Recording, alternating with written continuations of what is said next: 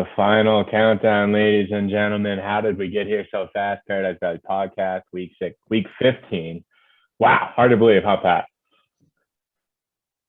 It's crazy, man. It feels like we were just drafted in your guys' house last week, but it's playoff time. I got playoff fever, and we're ready.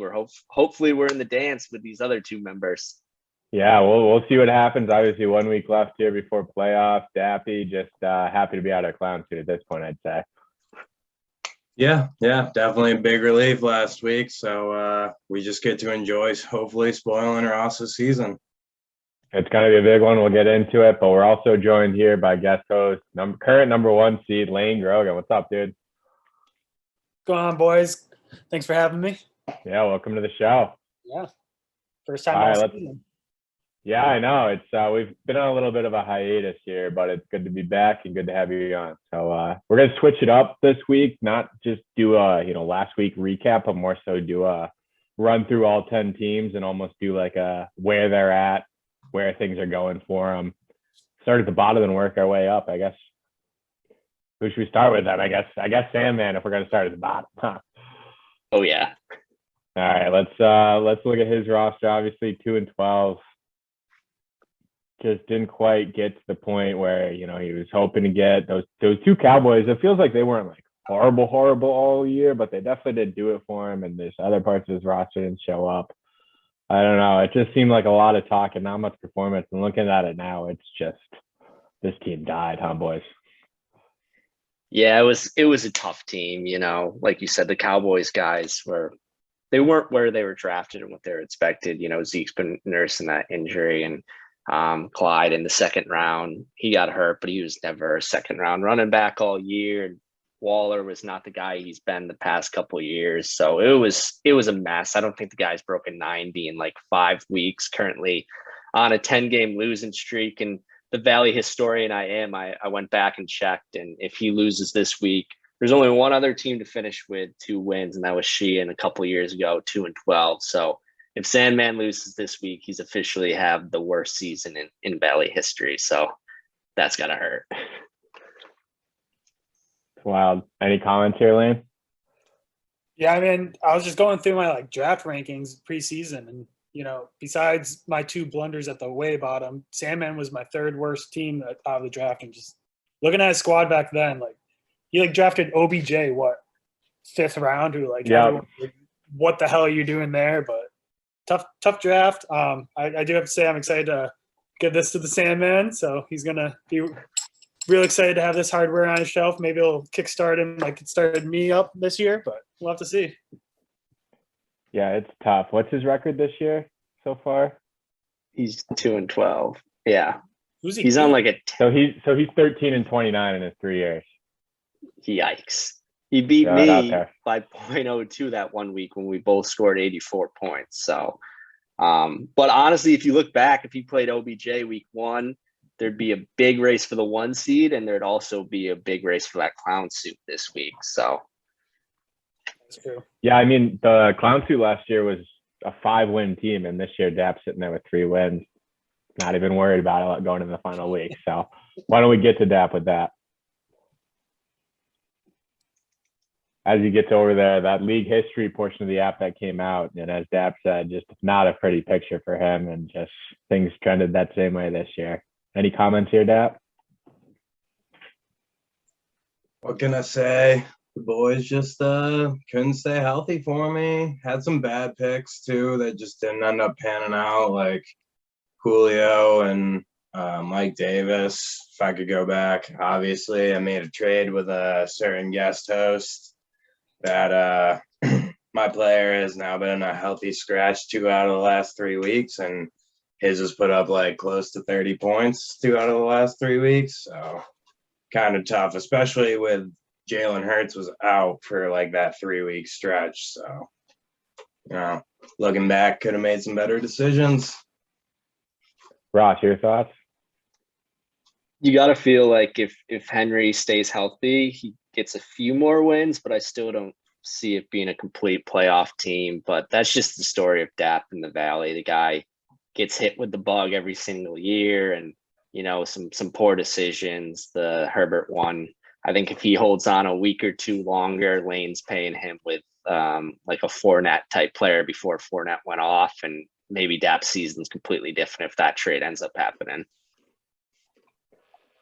Yeah, I mean, there's definitely the bug, the injury bug component of it, but yeah, there's just a move or two to be made in a different direction, and it could be a totally different season. Obviously, watching a lot of the early season matchups, it felt like Dap was in it, putting up 110, 115, somewhere around there, and just finding a way to lose too. So just the luck of the draw didn't seem to help him out too much. What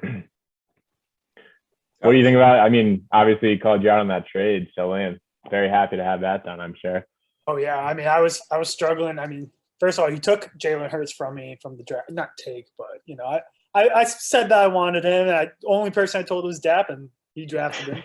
In like the 14th or like 13th round. I didn't think anyone was going to take. I know I should have took him in like the 10th. That was on me. But hey, man, he came calling for Zach Moss, and I was looking up. I'm like, Zach Moss like supposed to go off? Is Herbert injured? And I was get home from the grocery store. I was like, yep, accept. So that was a huge trade for me, and I'm excited. Really puts me in a good position. So thank you, Dappy. Got you. Also, I really just wanted to see Ross lose that $100, honestly.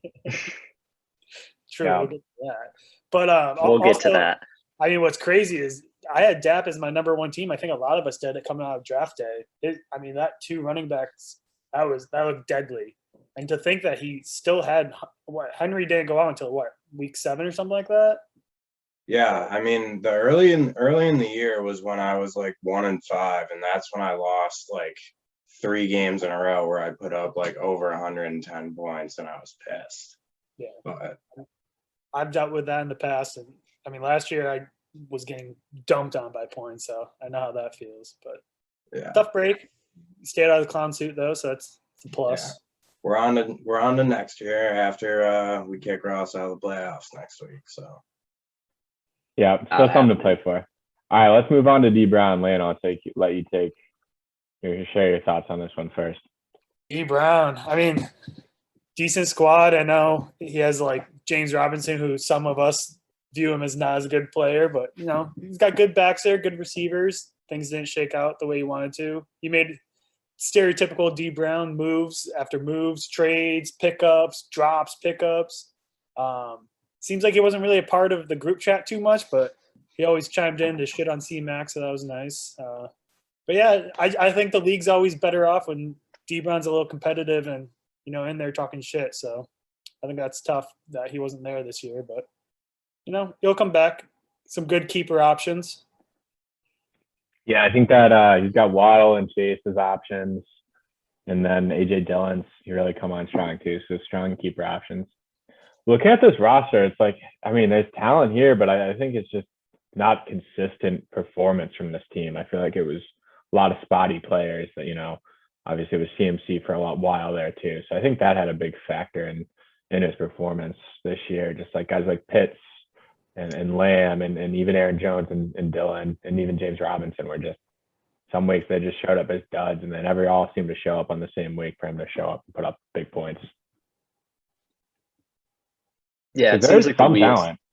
Oh yeah, and he was 4-2. I think he said he was 4-2, lost like 7 out of his next 8 or something like that. So the wheels really fell off there, and obviously CMC hurts, but I also look back when we were in Florida with him and he lost that matchup. He just packed it in for the season, and I think next week he started like Cam Newton and some questionable starts there. Some guys on Thanksgiving that you probably wouldn't have started normally, but he just wanted to have it for that Thursday matchup. And I'm just curious if he had more of a motivated mindset and he could have pulled off the Sheehan where he's still fighting right now. But like Lane said, it's better when he's in the group. He took that little hiatus over the Diggs keeper trade issue and didn't talk for a month. But he's a Valley member at heart and he loves it. And he's a playoff guy. You'll expect he'll turn it around eventually. And like you guys said, he's got some good options to head into the offseason with. Yeah, one last thing on D before we move on to Matty Shee and people actually contending still. I think we got one more before that. But anyways, I was just going to say, I felt like every year D Brown's going to make the playoffs, but can he win the big one? And now it's last couple of years, it seems like, can he even get in? trending down, in my opinion. Big prove it year next year for D Brown. Huge.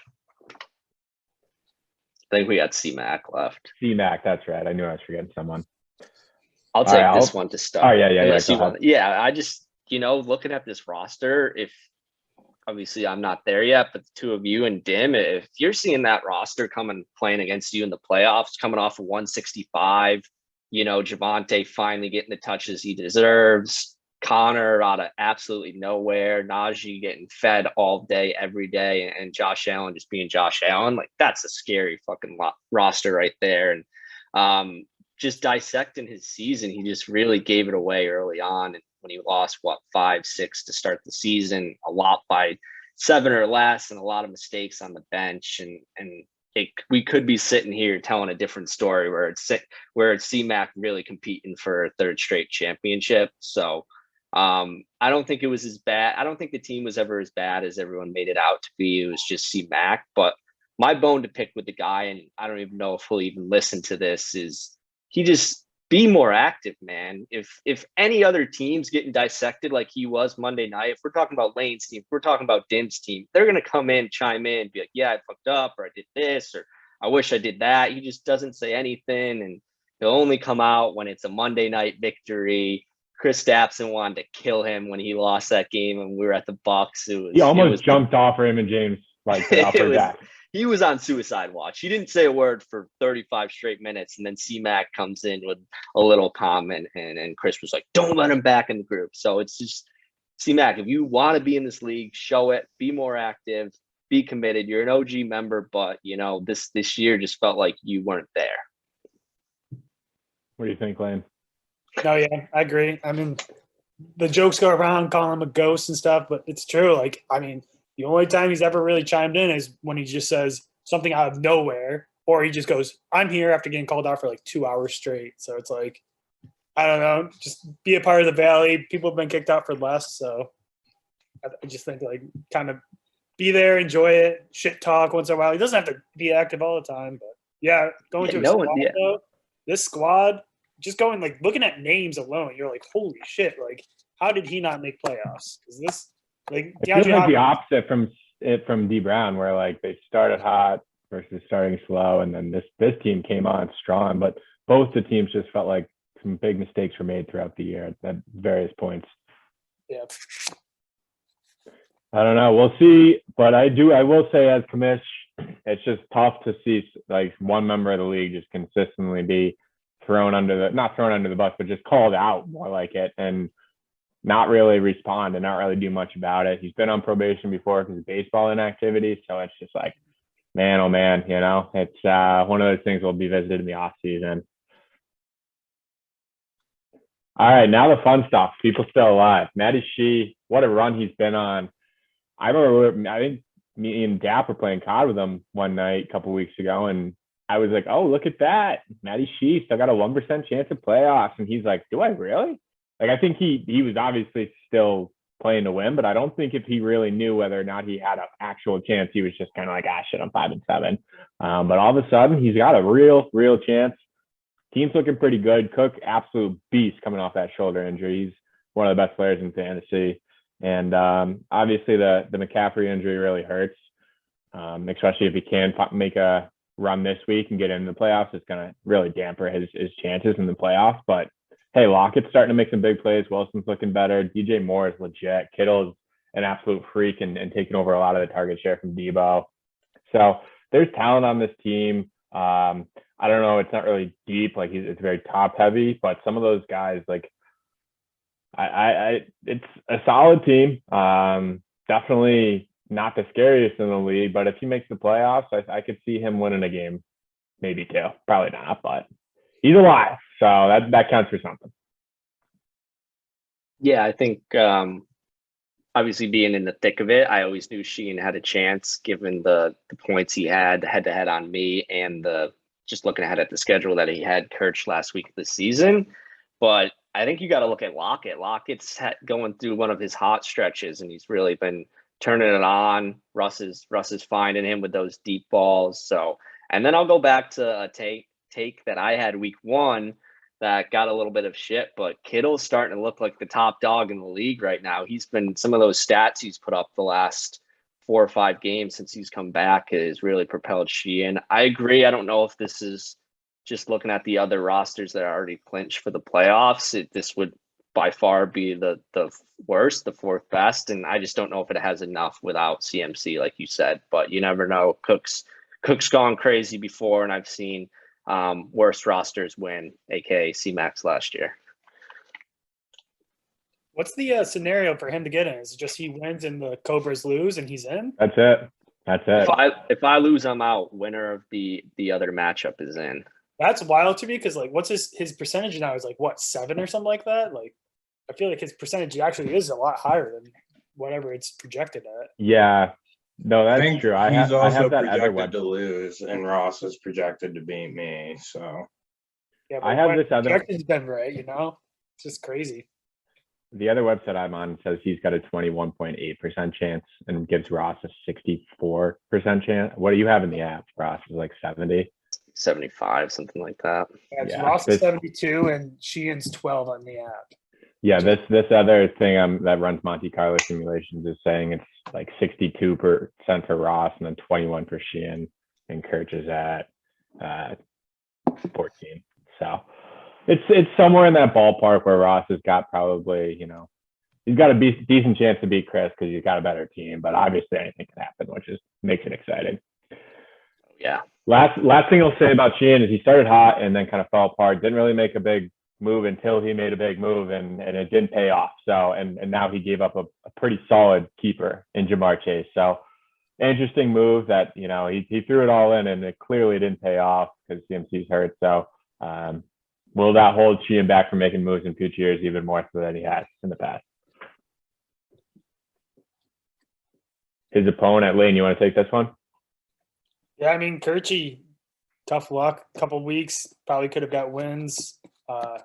What's Lamar? I don't know Lamar's status, but I mean, is being knocked out of the game, that's got to be a big question mark for him now. A must-win game. And I don't know. I mean, his running backs.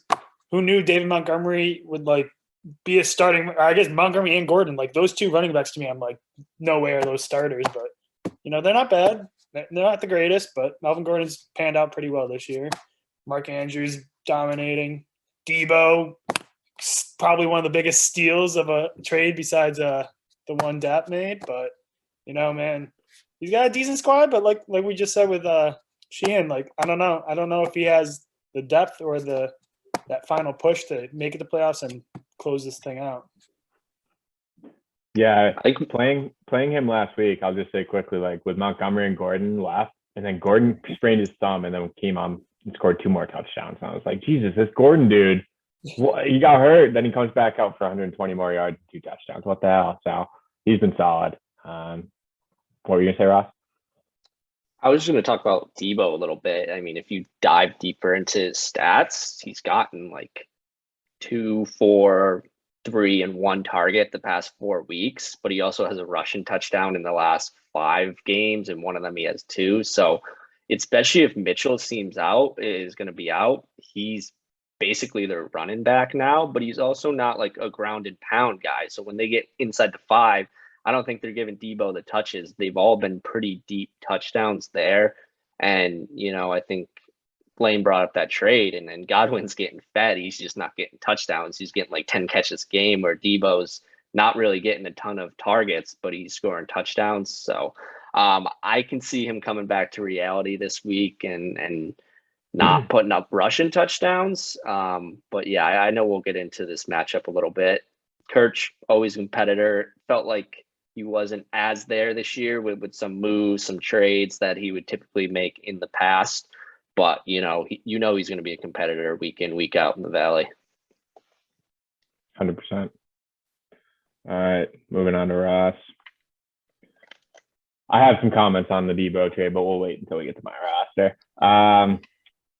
It's obviously a solid team. Mixon's panned out as one of the better second round. There's a lot of flops in that second round, and Mixon was definitely not one of them. So that ended up being a really solid pick when Saquon was more of a miss. So huge there for Pat. But the wide receivers all year long have been kind of a hindrance.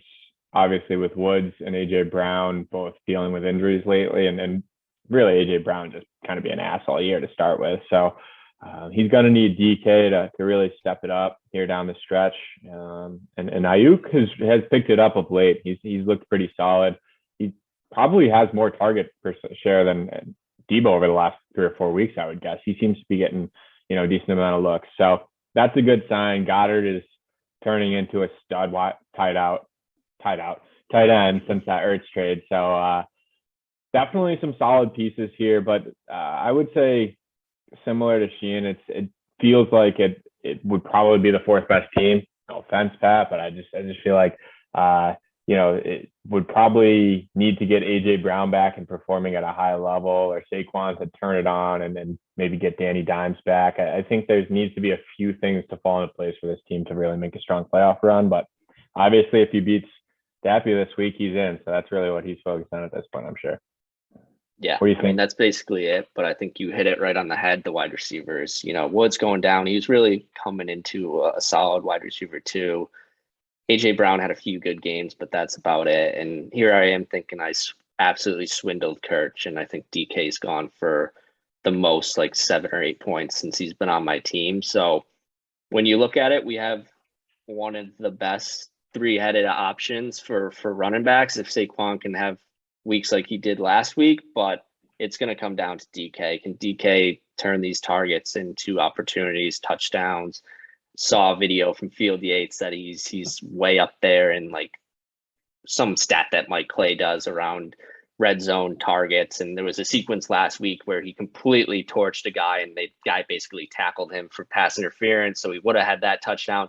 Next play, a little slant, Russ throws it behind him. So Russ is still looking at him. I'm still going to hope that he comes together. And if he does, I think we can honestly compete for a championship. But if not, if Ayuk and DK don't do it, we don't really have the firepower to compete with the two of you and Joe Dim.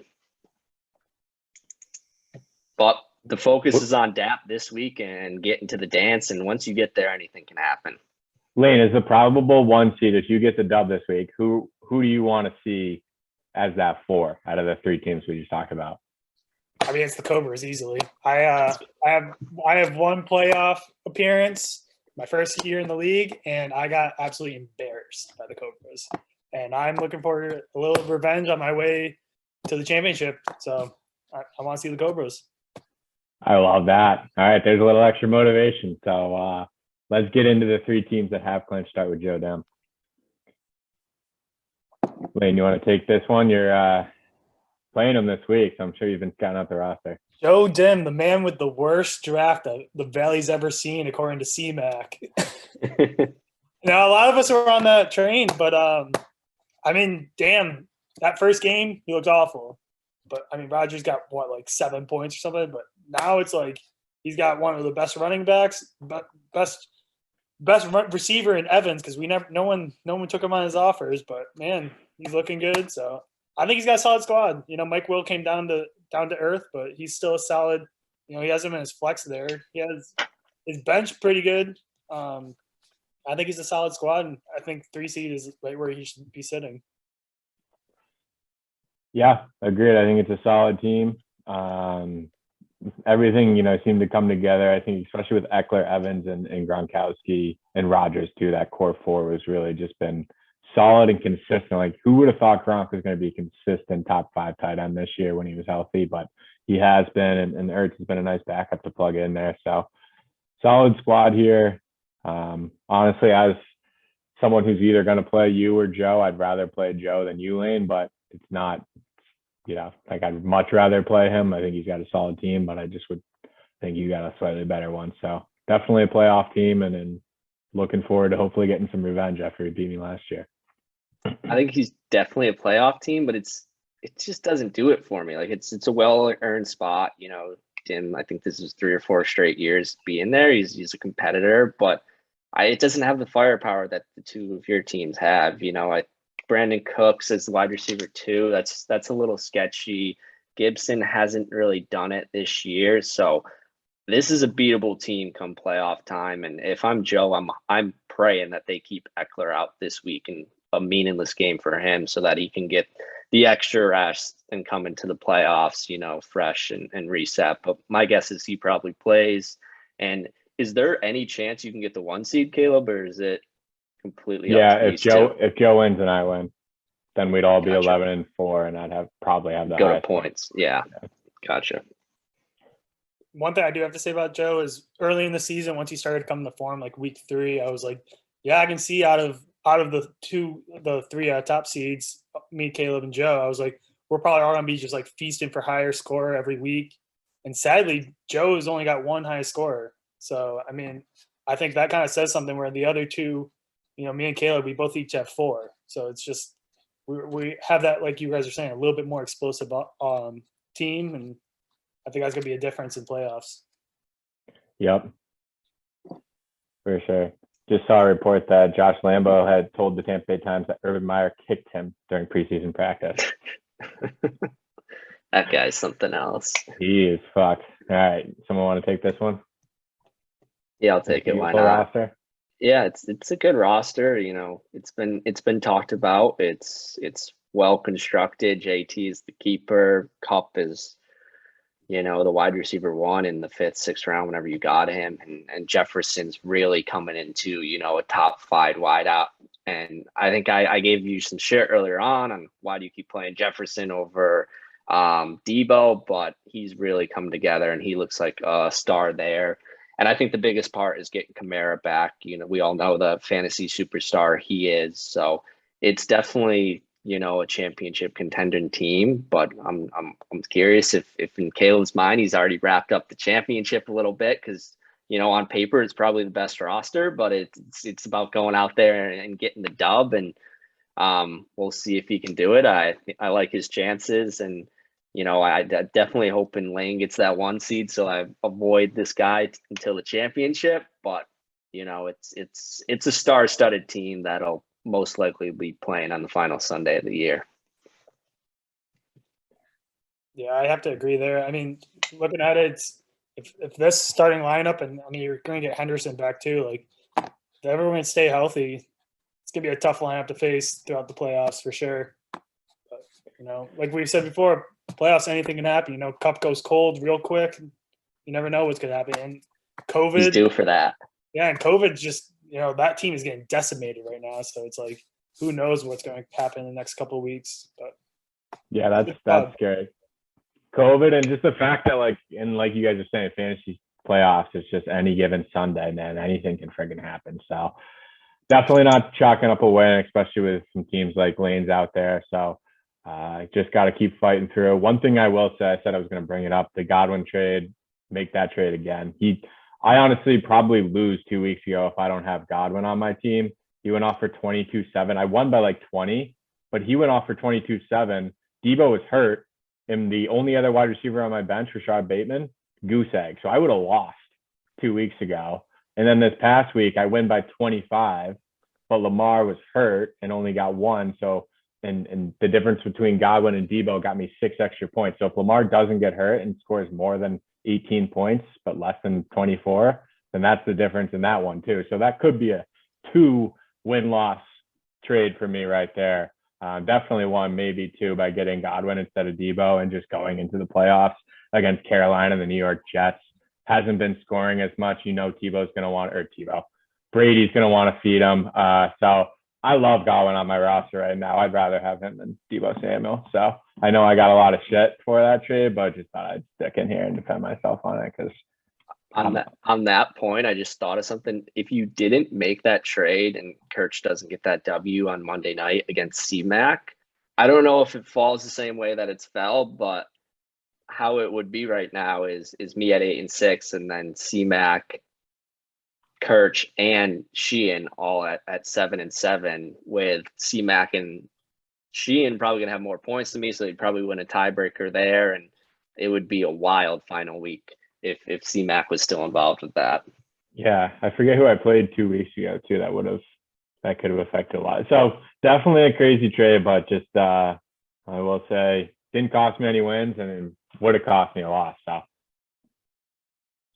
I'd like to take here. this one.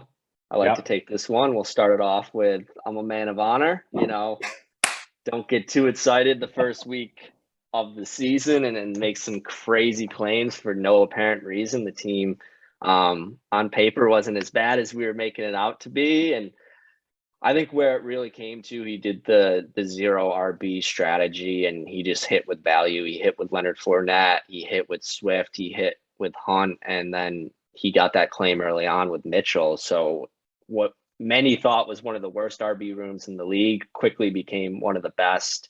And, Kelsey had kind of a downer year, I want to say, than his normal standards. But, Devontae Adams has put up, even like a guy like Gallup that Lane's filled in a couple times has been super useful. And you just see him making good moves throughout the season with Elijah Moore, the Patriots defense, Nick Folk, just moves that go under the radar but win people weeks. And that's what the Grogs has been doing this season. And points against is substantially lower. I was looking that week than most of the league. But he kind of deserved it after the year he had last year. But also he's put up 140 plus multiple times. So it's not like it's kind of a fluke that his record is what it is. And it's got to go back to like, where is, ACL tiers right now if they don't get Herbert? Like, are they still filling in a Kirk Cousins, maybe a Big Ben? Some of the guys that he was starting early on in the season, it would be interesting to see what would have happened, but he made that trade and it's set him up to, it just feels like it's a tears versus bloodies, just collision course for the championship happening. Hopefully some other people can have something to say about that, but one of the two best rosters in the league right now. I agree. Yeah, I think it's a solid team. Like I said, I'd rather face Joe than Lane. I can't face Lane next week because we're going to be some combination of 1, 2, and 3. So, or Lane, if one of us is going to be the 1, 2, 2, we both can't play each other, obviously. So, but just the wide receivers here are pretty dominant. Deontay's been really solid. Some under the radar wide receivers. And yeah, Ross, I think the only thing I'll touch on is that point you made on just making under the radar key moves. And Lane did it all year. And I think, like you said, that's the key to winning fantasy. Everyone's going to have some talented players, but just finding consistent talent and then making those little moves that are going to be the differences between a 9-5 and a 7-7 season, and or whatever it is now with the extra game. But there's those little things that go a long way throughout the season, and Lane seemed to be, that just making them all year long. So very easily could be me and him in the championship, and if so, may the best man win. But great season, and it's great to get down to crunch time here. It's always fun getting down to it, and good to see some competitive teams. But man, it's going to get intense here the next couple of weeks. Yeah, the only thing with my lineup, I'm looking like I have all 4 of my running backs really are injured in some aspect. So I'm like, supposedly Swift is coming back. Supposedly Fournette's injury isn't serious. Mitchell might not play, but doesn't seem too serious. Kareem Hunt, who knows? I don't know. They haven't really said much about him. But, I got to keep them healthy because they've been my heavy lifters. But also one of the most underrated moves I think I made, Nick Folk, pick up in like week 4 or something like that. Dude's just been slamming kicks, just unreal for me. Lane, is there any chance Ridley comes back, or does it feel like he's done?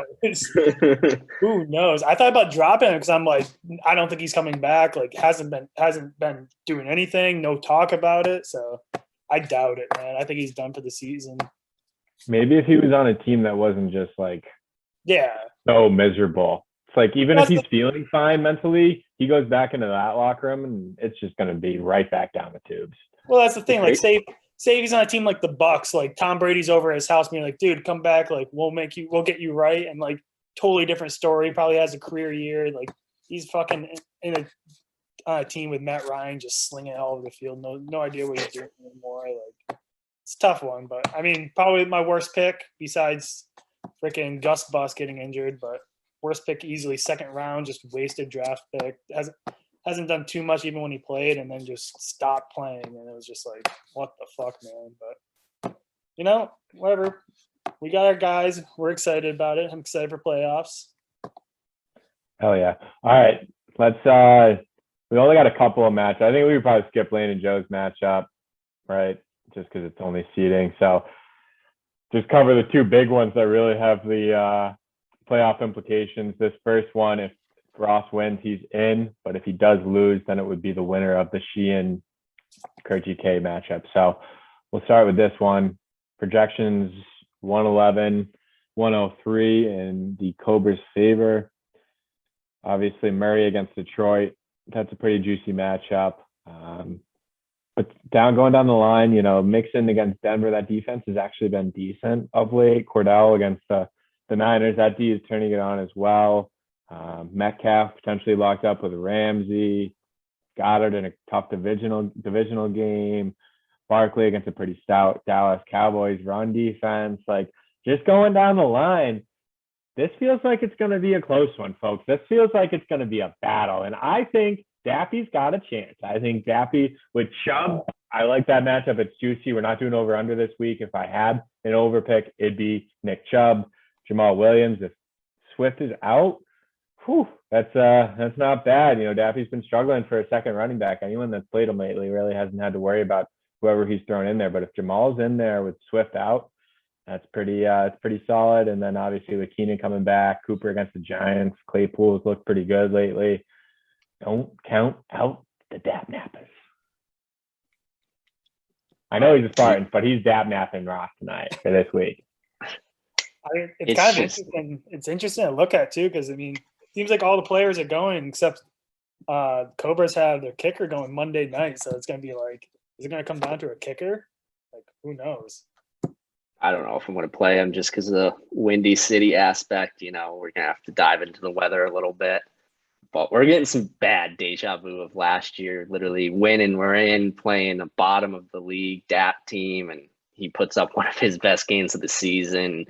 We've been texting about it, and he's like, this is the first time I've been projected over 100 in like 5 weeks. And, he's got Keenan Allen back. I will say, though, Chubb, no Baker and his two best offensive linemen and Wyatt Teller and some Willis guys. So I'm hoping that, the Raiders just really pack the box and make Case Keenum beat them. But I have no doubt this is going to be tight. I don't think there's any Sunday night action. It's going to be a lot of guys at 4:00. So it's going to be a wild Sunday. It's a playoff game for me. So we're going to give it everything we got. And besides Joseph, unless anything happens with COVID, the lineup's pretty set for us, and maybe Gesicki gets snuck in there, but we're ready, and we know Dap's going to give us his fight. He said he made 8 waiver claims last night, and we tried to block him with Higbee, but it's a scary sight. The man's got absolutely nothing to lose. This is his Super Bowl. He's not playing next week. This is it, and you can see him smirking. He's going to burn it all, and man, do I hope he throws up a dud. Producer, what do you got to say? That we're here to ruin seasons. Make Roscoe crying into bed with Beth, We're going to give it what we got. We hope Jalen stays healthy enough to play, and we hope Swift stays out. Sorry about that, Lane. You can have him back for playoffs, but if we can get a good performance out of Jamal, I think we got a chance. Yeah, no, anything is possible. It's gonna be a good battle. We'll be watching.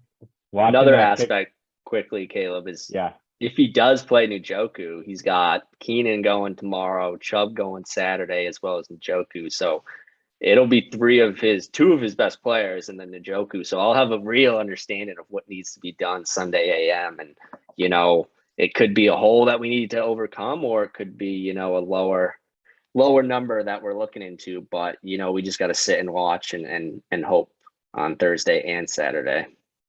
Yeah, that's what I was getting at. I was just going to say, we'll see if you keep the kicker, but, obviously if it's a Thursday to Monday battle, it could just be someone's got to check on this man's heart by the Tuesday morning. I may be dead. All right, Lane, you want to take the Sheehan Kirch matchup? Sure. It's a big one. Just off of way luck goes, I can see Kirch pulling this out. Classic Kirch. When he needs it most, he's going to pull it out. Sheehan just doesn't seem to have that luck. But I don't know. I mean, looking at this roster, Van Jefferson in line for a big workload. Receivers here for Sheehan look good. Even Kittle, Dalvin Cook looking good. Stafford, Seahawks. I don't know. We'll see. But I think it's really kind of comes down to like Kirch's flex right now. If this stays, like Deontay Foreman as like his third running back, I don't know. The lineup's just looking rough. Lamar banged up. So I'm going to have to probably give it to Sheehan. But like I said, if luck has its way, it's going to be trippers. And it's going to really come down to that Cobra and Spartan matchup. Yeah, it feels like two teams going in opposite directions. Feels like Sheehan's been on the up and up lately. And then Kirch is kind of just, I think we hit it on the team recaps or, team overviews. But tight projections, and it's just hard to see, it feels like the unluckiest team in the league versus the luckiest team in the league. And will that bode true, or will the recent trends and upswing for Sheehan hold true? And will it matter? A lot of questions. Dap, who's his backup QB? Kirch. Is it Joey Burrow? Yeah. Against Denver. So yeah, that'll be interesting. But an aspect of this, if my matchup is decided by Sunday afternoon and it doesn't go the way I want, as a commish drawing up a final Monday night of the season, what could be better than Dalvin Cook versus David Montgomery in a tight matchup for playoffs on the line? That'd be something special. I'm hoping, praying that doesn't happen, but that would be a cool aspect and cool finish to the season. Definitely. Yeah, we'll see what goes down. And, with all the action throughout the week, like the Saturday games, it's going to be, I don't know if it's going to be anticlimactic or just add to it. I'm hoping it adds to it. We'll see. Could be, like we talked about, could be a little bit more interesting if things had shaken out a little bit differently. Like looking at that Debo trade, like if I don't make that trade, obviously you said Kirch would have had an extra loss, Colin would have had an extra win. Then on the flip side, I would have lost against Sheehan a couple of weeks ago, so he'd have an extra win. I'd have an extra loss. So could be more interesting, I suppose. But hey, we'll take it. With the what's going on. Anything we want to add before we send it off, boys? All I have is hell of a season. Another one down almost, and I love this. I love the league, man. I love it. Yes, sir. Best league out there. Hey, I got one fun fact I just remembered. I was pulling this up the other day.